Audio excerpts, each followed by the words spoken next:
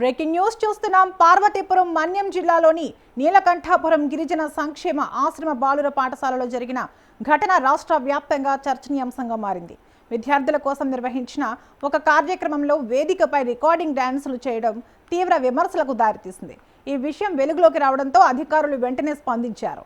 ఇటీవల స్కూల్లో జరిగిన ఓ కార్యక్రమంలో నిబంధనలకు విరుద్ధంగా రికార్డింగ్ డాన్సులు ఏర్పాటు చేశారు. విద్యాబుద్ధులు నేర్పాల్సిన స్థలంలో ఇలాంటి దృశ్యాలు జరగడం సరైంది కాదని తల్లిదండ్రులు, ప్రజలు ఆగ్రహం వ్యక్తం చేశారు.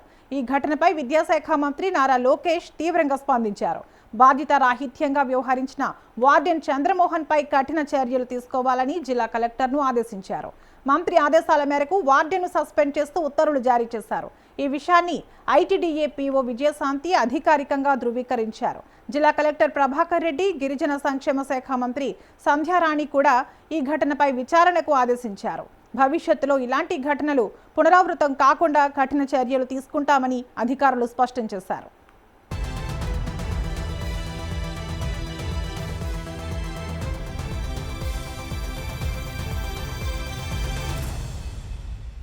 బ్రేకింగ్ న్యూస్ చూస్తున్నాం. పార్వతీపురం మన్యం జిల్లాలోని నీలకంఠాపురం గిరిజన సంక్షేమ ఆశ్రమ బాలుర పాఠశాలలో జరిగిన ఘటన రాష్ట్ర వ్యాప్తంగా చర్చనీయాంశంగా మారింది.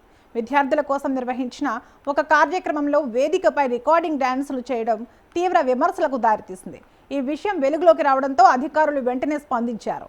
ఇటీవల స్కూల్లో జరిగిన ఓ కార్యక్రమంలో నిబంధనలకు విరుద్ధంగా రికార్డింగ్ డాన్సులు ఏర్పాటు చేశారు. విద్యాబుద్ధులు నేర్పాల్సిన స్థలంలో ఇలాంటి దృశ్యాలు జరగడం సరైంది కాదని తల్లిదండ్రులు, ప్రజలు ఆగ్రహం వ్యక్తం చేశారు.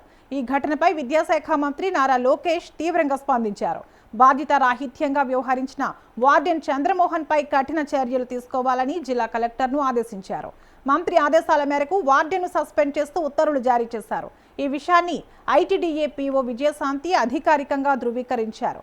జిల్లా కలెక్టర్ ప్రభాకర్ రెడ్డి, గిరిజన సంక్షేమ శాఖ మంత్రి సంధ్యారాణి కూడా ఈ ఘటనపై విచారణకు ఆదేశించారు. భవిష్యత్తులో ఇలాంటి ఘటనలు పునరావృతం కాకుండా కఠిన చర్యలు తీసుకుంటామని అధికారులు స్పష్టం చేశారు.